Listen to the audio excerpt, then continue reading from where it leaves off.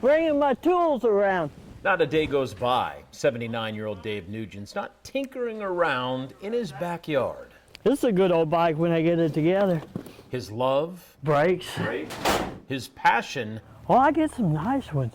goes as far back as he can remember. When I was a little kid, I never bought a bicycle. I always got one out of the trash and fixed it up.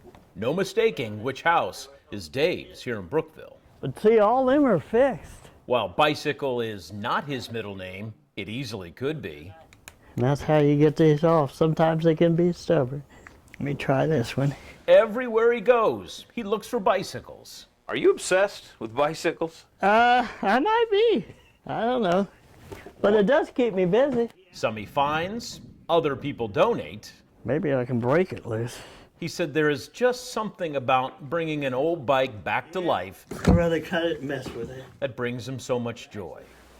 Now this one's a little bit more complicated. But every once in a while, somebody will donate a brand new bike to Dave, and he adds that to his temporary collection. I don't cut them off till I'm done though, that because you make mistakes.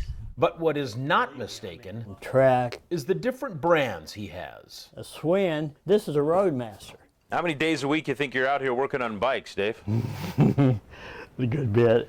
My girlfriend gets on me every once in a while about it. Your girlfriend? Why? She think you spend too much time out here? Yeah, but it's fun. I really enjoy it. It reminds Dave of his childhood. That's a Huffy. And that brings us to what Dave does with all these bicycles. How many of these bikes did you give away last year?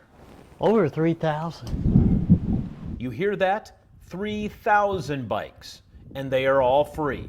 Every month, or pretty much close to it. Thank you so much. He turns his front yard into a used bicycle lot.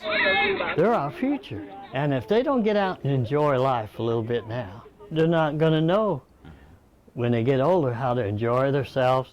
At times, it has been so busy, cars line the street, making it a challenge to find a place to park. I have people come from Cincinnati, Columbus, Indiana. And his neighbors do not seem to mind much. If me doing this, if when I pass away or I get too old to move around, there's going to be one little kid that says, what happened to that old man that fixed bikes and give me one? Or who helped me out, you know? Memories, they mean a lot.